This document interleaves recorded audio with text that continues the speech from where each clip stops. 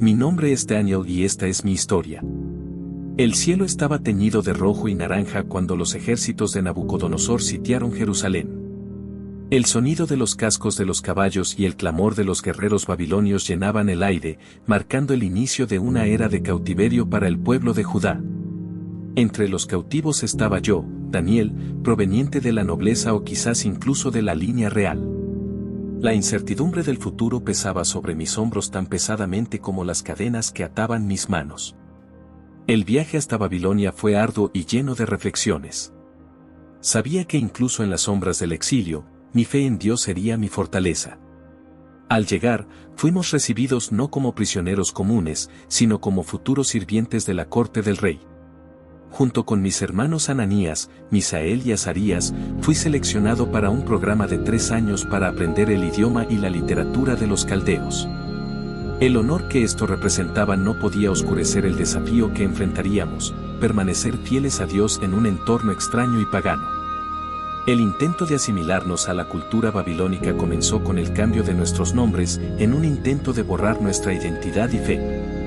Pero dentro de mí sabía que no importa cómo nos llamaran, nuestra devoción a Dios permanecería inquebrantable. Antes de empezar con el contenido de hoy, quiero pedirles un pequeño favor. Si disfrutan de nuestros videos y desean seguir viendo más contenido emocionante, les invitamos a que den me gusta a este video y se suscriban a nuestro canal. Es la mejor manera de apoyarnos y mantenerse al tanto de todas las nuevas historias y videos que compartimos. No se olviden de activar la campanita de notificaciones para no perderse ni uno solo. Gracias por ser parte de nuestra comunidad y ahora, disfruten del video. El desafío llegó pronto cuando nos ofrecieron el alimento de la mesa real, alimentos que nuestra fe prohibía. Rechazar la comida del rey era impensable, un acto de desafío que podría costarnos la vida. Sin embargo, mi fe me impulsó a pedir una oportunidad para alimentarnos solo con verduras y agua, confiando en que Dios nos sostendría. Al pisar los vastos y ornamentados corredores del palacio de Nabucodonosor, un torbellino de emociones me envolvía. Yo, Daniel, junto a mis 3 amigos, estábamos ante una encrucijada de fe y conformidad. En nuestros corazones, la determinación de permanecer fieles al Dios de Israel ardía más fuerte que las llamas de los altares babilónicos. Nos presentaron a un nuevo mundo, un mundo donde la mesa del rey estaba llena de manjares que nuestra ley nos prohibía consumir. La decisión parecía simple a los ojos de muchos, pero para nosotros era una cuestión de fidelidad a Dios. Optamos por no contaminarnos con los manjares del rey y solicitamos una dieta exclusivamente compuesta por vegetales y agua.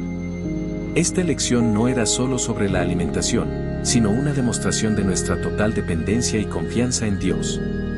El jefe de los eunucos inicialmente expresó preocupaciones, temiendo por nuestra salud y por el impacto que nuestra apariencia podría tener en su propia posición ante el rey.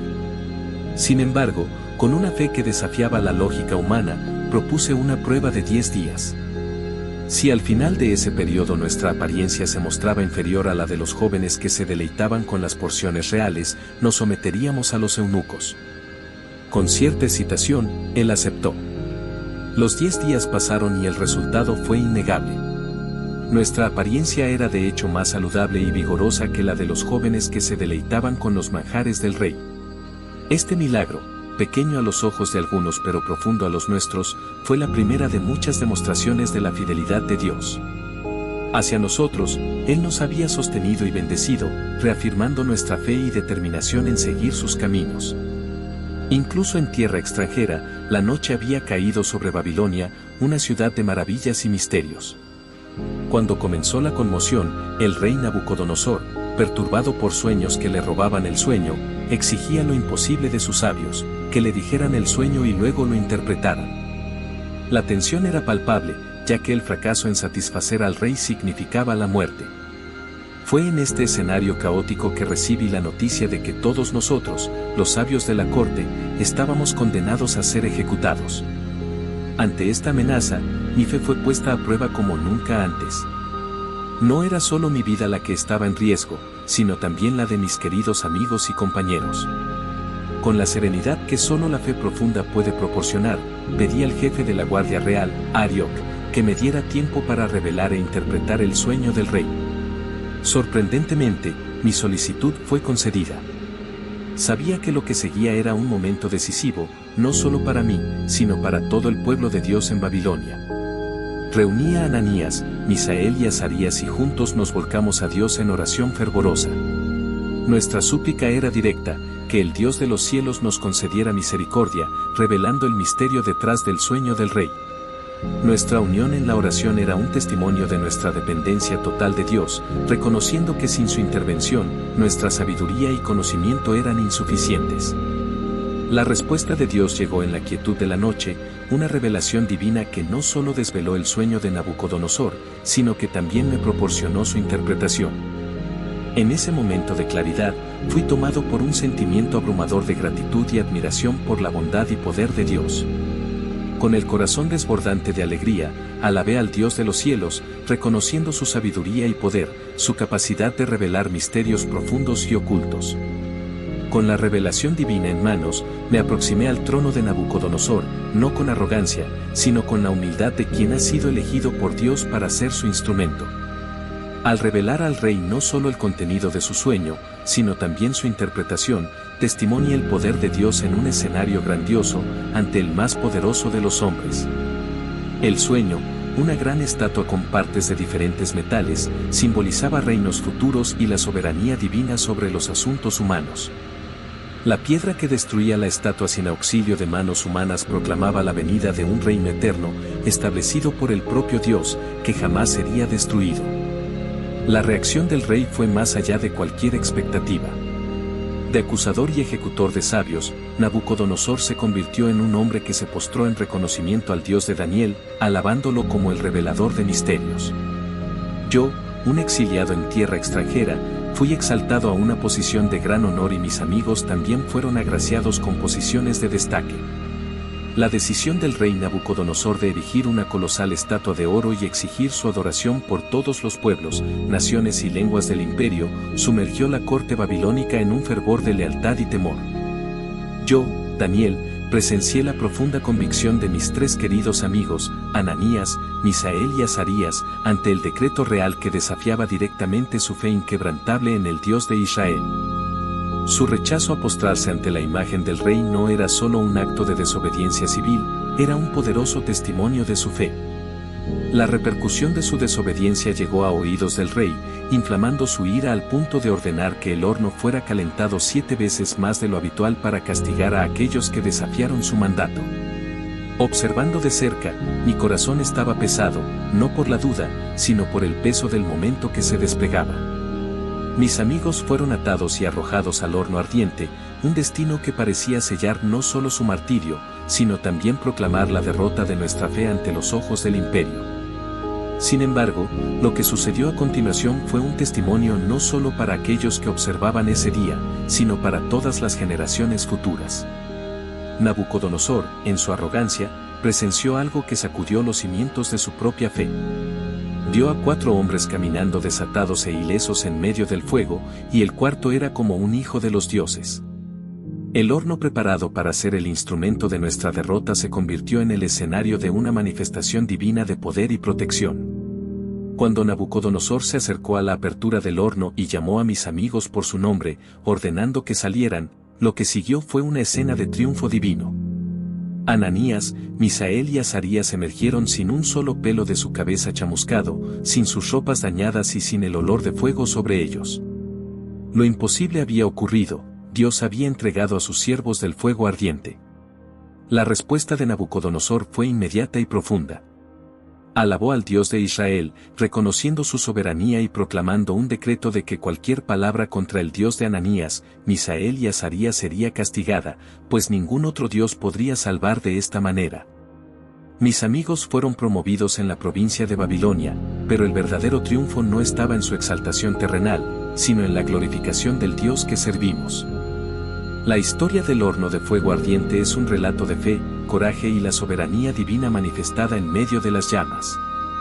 Mis amigos no estaban solos, estaban en la compañía de lo divino, una presencia que aseguró su salvación milagrosa.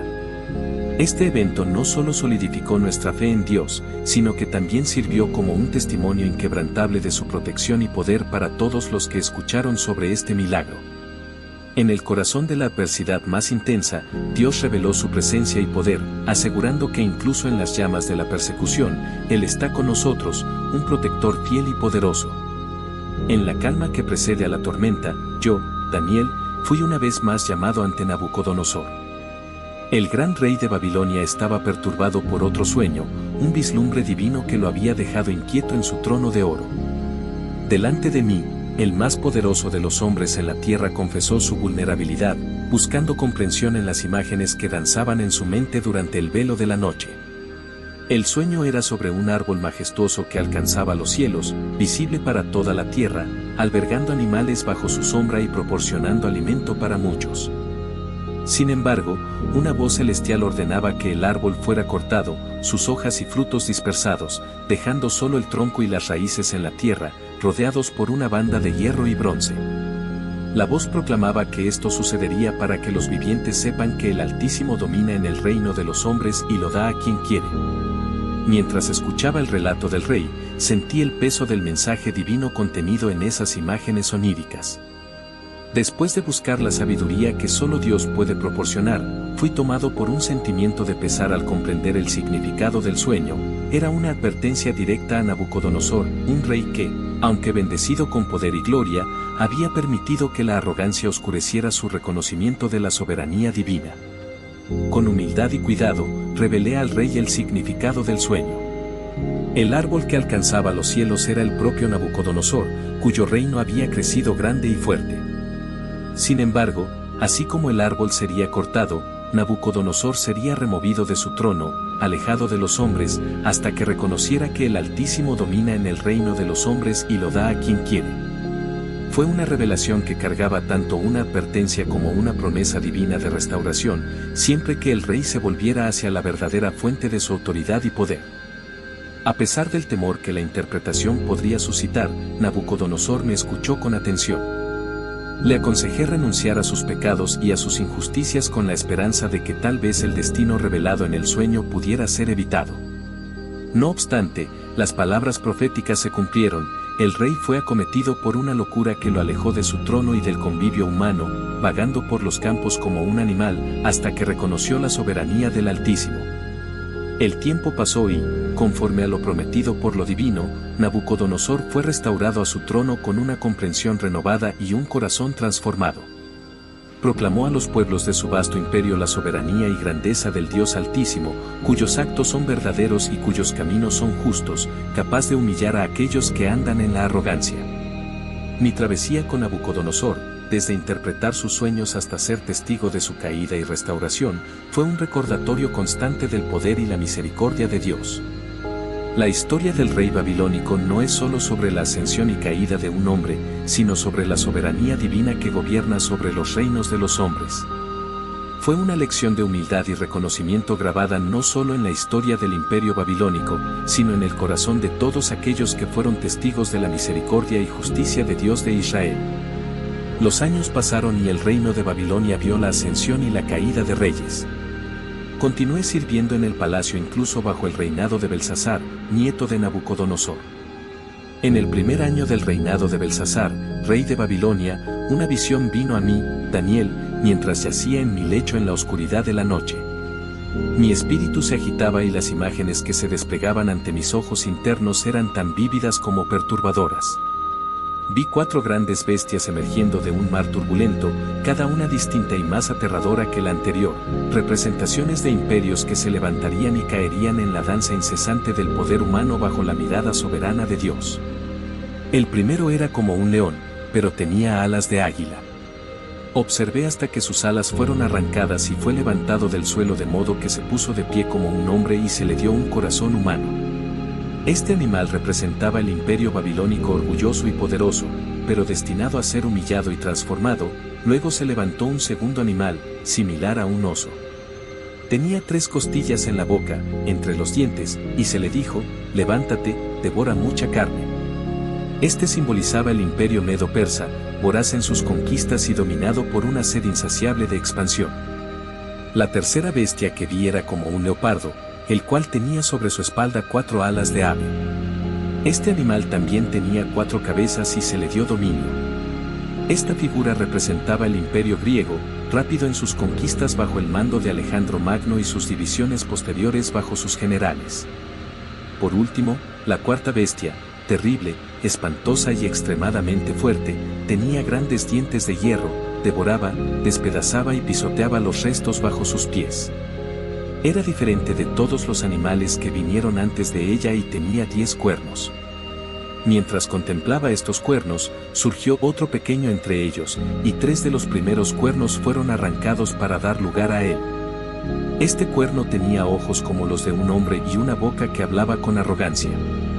Esta bestia representaba el imperio romano, cuyo poder y brutalidad eran sin precedentes, y el pequeño cuerno, un futuro rey cuya arrogancia y blasfemia desafiarían al mismísimo Dios. Mientras observaba, tronos fueron colocados y el anciano de días tomó su lugar. Su vestimenta era blanca como la nieve y el cabello de su cabeza puro como la lana. Su trono era llamas de fuego, con ruedas ardientes, y un río de fuego fluía y salía de delante de él. Miles de miles le servían y millones de millones estaban delante de él. Se estableció el juicio y los libros fueron abiertos. Vi entonces que se pronunciaba el juicio en contra del pequeño cuerno y la cuarta bestia fue destruida y entregada a las llamas del fuego. En medio de estas visiones, uno como el Hijo del Hombre vino con las nubes del cielo y se le dio dominio, gloria y un reino para que todos los pueblos, naciones y lenguas le sirvieran. Su dominio es un dominio eterno que no pasará, y su reino nunca será destruido. La visión me dejó atónito y mi rostro palideció. Busqué entendimiento y se me reveló que las grandes bestias, que son cuatro reyes que se levantarán de la tierra, pero los santos del Altísimo recibirán el reino y poseerán el reino para siempre, de eternidad a eternidad. Esta visión profunda y misteriosa reveló no solo el flujo y reflujo del poder humano, sino la soberanía eterna de Dios sobre todos los imperios y gobernantes. Aquí terminó el asunto en cuanto a mí, Daniel. Mis pensamientos me perturbaron mucho y mi semblante cambió, pero guardé el asunto en mi corazón. En el tercer año del reinado del rey Belsasar, una visión me vino mientras estaba en la fortaleza de Susa, en la provincia de Elam. En esa visión, me encontré a las orillas del canal de Ulai mientras observaba un carnero con 2 largos cuernos que apareció ante mis ojos. Uno de los cuernos era más largo que el otro. Pero el más largo creció último. Vi al carnero avanzando hacia el oeste, hacia el norte y hacia el sur.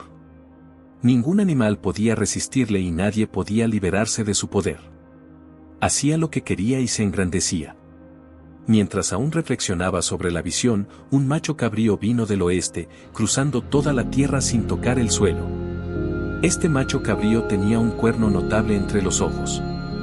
Se dirigió furiosamente hacia el carnero que había visto embistiendo contra él con una fuerza devastadora.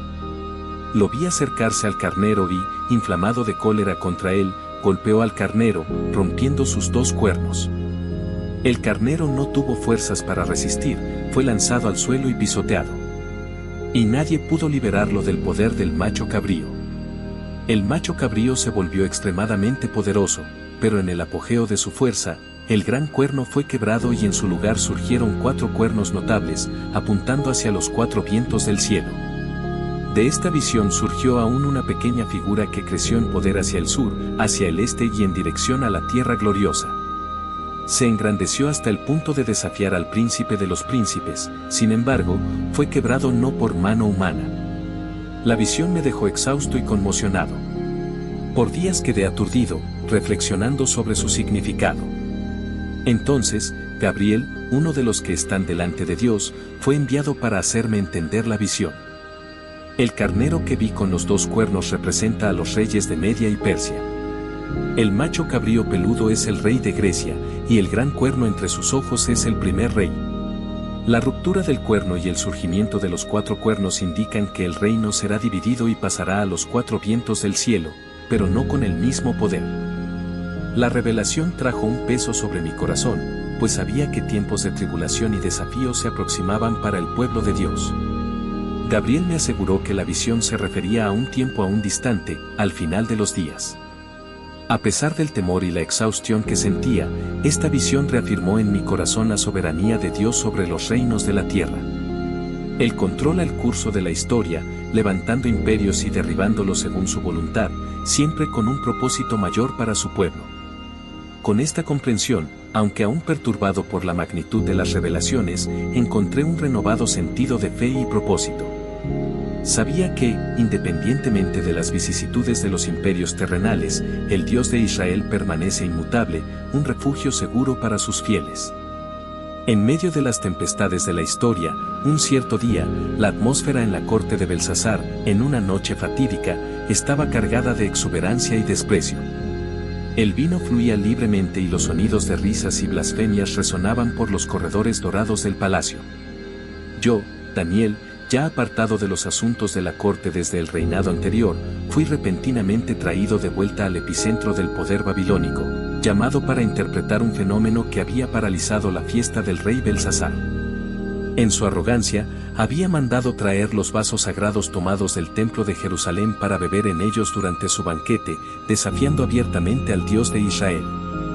Fue en este escenario de blasfemia que una mano apareció escribiendo palabras misteriosas en la pared del palacio, dejando al rey y sus invitados aterrorizados. La sabiduría de los magos y adivinos del reino falló en revelar el significado de esas palabras, y entonces me llamaron ante la inscripción divina. Sentí el peso de la responsabilidad y la serenidad de la fe. Las palabras escritas eran un juicio directo de Dios contra el reinado de Belsasar, Mene, Tekel, Ufarsin. Con una calma que contrastaba con el caos de esa noche, expliqué al rey y a todos los presentes que esas palabras anunciaban el fin del imperio babilónico tal como lo conocíamos. Mene Dios había contado el reinado de Belsasar y decidido su fin. Tekel el rey había sido pesado en la balanza y hallado falto. Ufarsin sí, su reino sería dividido y dado a los medos y persas. La revelación causó un silencio sepulcral, un contraste chocante con las blasfemias que habían precedido mi interpretación. A pesar de la gravedad del mensaje, Belsasar cumplió su promesa, me vistió con ropajes de honor y me proclamó el tercer gobernante del reino. Pero esas honras mundanas eran vacías frente a la inminencia del juicio divino. Esa misma noche, las palabras proféticas se cumplieron. Belsasar fue asesinado y el imperio babilónico cayó ante los medos y persas liderados por Darío. La escritura en la pared no era solo un anuncio del fin de un rey blasfemo, sino una demostración de la soberanía de Dios sobre los reinos de la tierra. Él eleva y derriba reinos y gobernantes según su voluntad, y ningún acto de arrogancia o desafío quedará sin respuesta. La historia de la mano que escribió en la pared es un testimonio del poder divino y de la justicia que se extiende más allá de los límites humanos. Fue una lección tanto para los poderosos de la tierra como para los humildes de corazón, que la verdadera grandeza reside en la reverencia y en la obediencia al Dios que gobierna los cielos y la tierra. Mientras Babilonia caía a nuestro alrededor, la fe en el Dios de Israel permanecía inquebrantable, un faro de esperanza y justicia en medio de las tormentas de la historia humana.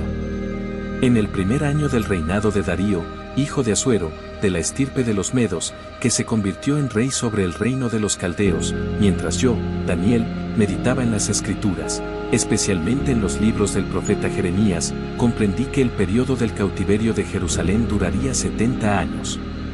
Esta revelación me llevó a dirigir mi rostro hacia el Señor Dios, buscándolo en oración y súplicas, con ayuno, saco y ceniza. Confesé los pecados de mi pueblo y los míos propios, reconociendo nuestra rebeldía y las transgresiones que nos llevaron al cautiverio. Imploraba por la misericordia del Señor, no por nuestros méritos, sino por su gran compasión. Mientras oraba y confesaba, Gabriel, el hombre que había visto en la visión anterior, se acercó a mí en vuelo rápido, al tiempo del sacrificio de la tarde. Él me instruyó y dijo, Daniel, ahora he venido para darte entendimiento y sabiduría.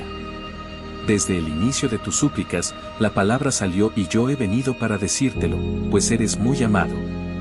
Considera pues la palabra y entiende la visión.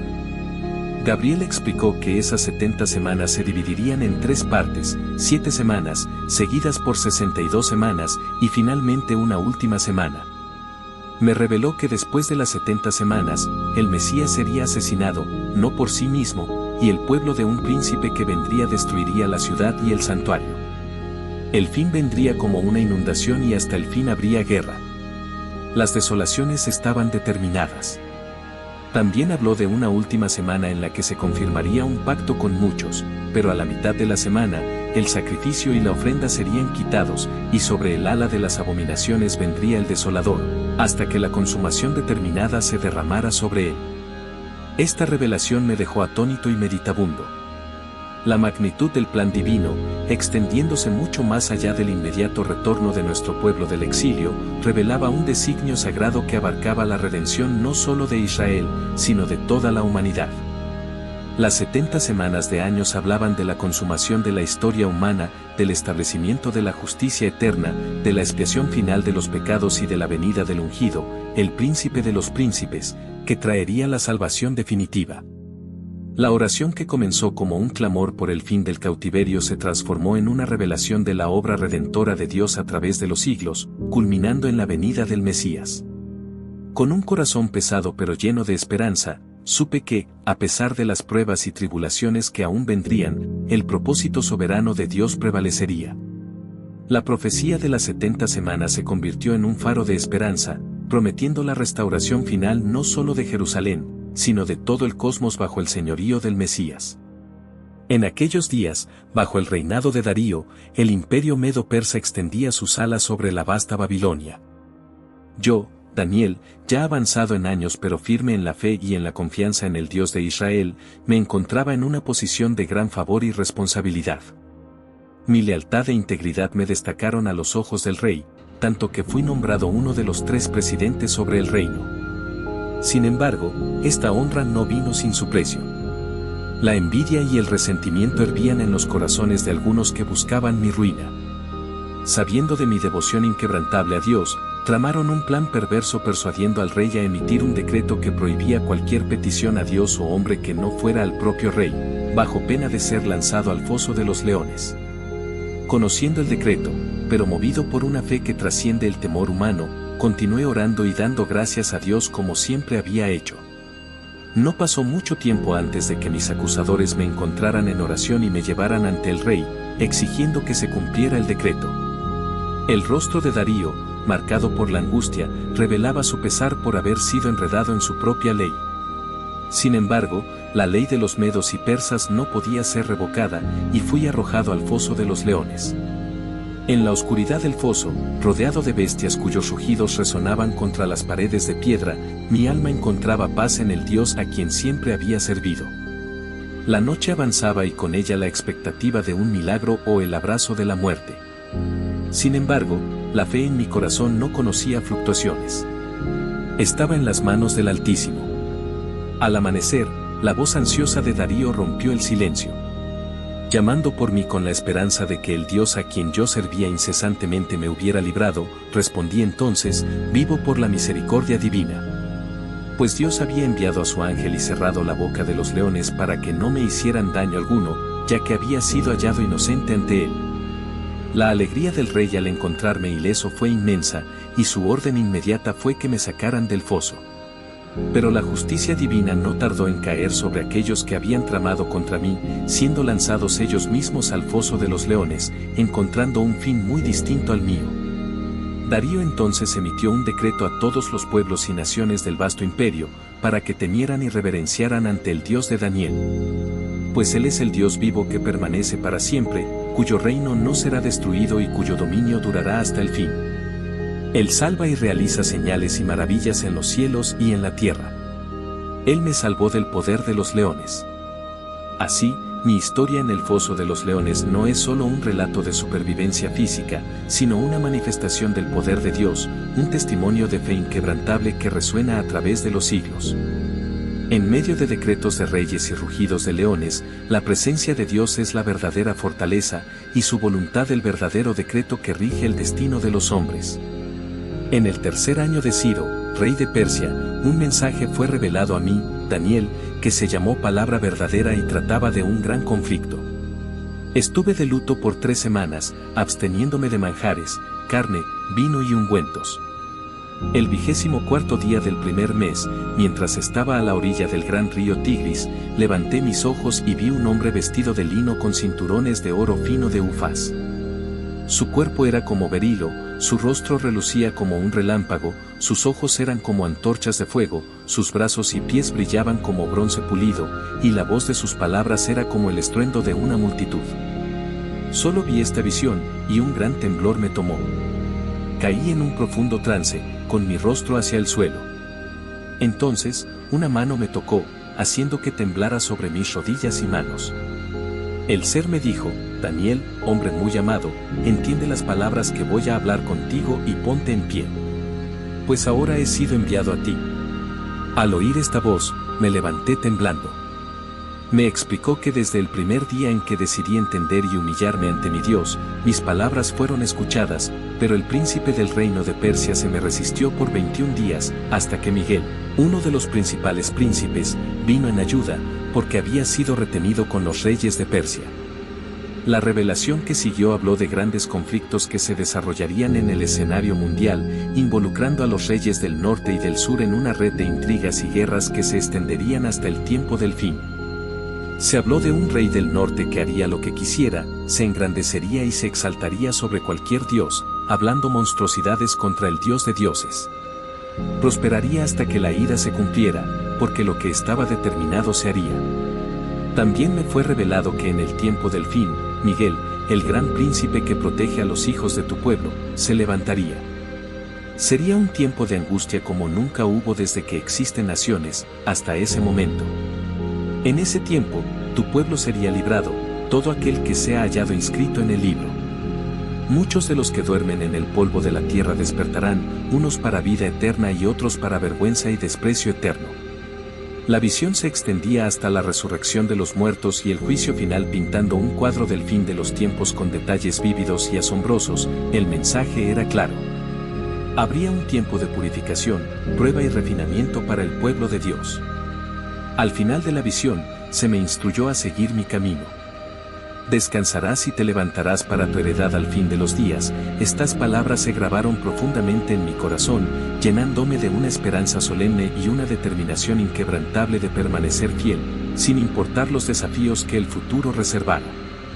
Estas visiones de conflictos futuros, angustia y la promesa final de redención y resurrección no solo marcaron profundamente mi alma, sino que fueron destinadas a preparar a todos aquellos que las leyeran para la certeza del triunfo final de Dios. En medio de guerras y rumores de guerras, la verdad inmutable permanece.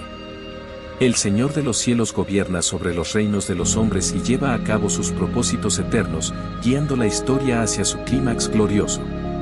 A medida que la visión se desvanecía y la realidad de mi habitación en Susa se hacía más clara, me encontraba en un estado de profunda contemplación.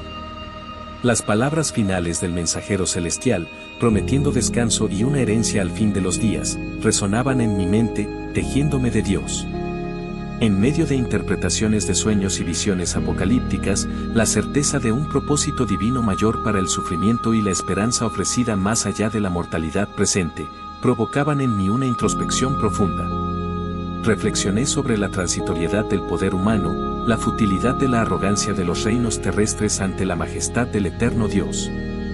Las intrigas, batallas y alianzas que tanto consumen a los hombres no son más que sombras pasajeras frente a la luz de la eternidad prometida. La comprensión de que mi viaje en la tierra, marcado por momentos de cercanía con lo divino y desafíos inimaginables, no era en vano, fortaleció mi espíritu. El llamado a seguir mi camino hasta el fin, a pesar de las incertidumbres que el futuro pudiera traer, era también un llamado a abrazar la fe con una convicción renovada, sabiendo que el final no es el fin, sino una transición hacia una realidad más gloriosa. La promesa de descanso y resurrección servía como un faro iluminando el camino a través de las tinieblas de este mundo, recordándome que la vida es más que sus aflicciones momentáneas. La eternidad con Dios espera a aquellos que perseveran en la fe, el amor y la esperanza, independientemente de las tormentas que puedan surgir. Que mi vida sea un testimonio de la fidelidad de Dios, un reflejo de su luz en medio de las sombras de este mundo, hasta que el día prometido amanezca y la sombra de la muerte sea desterrada para siempre. Mi nombre es Daniel, y esta es mi historia.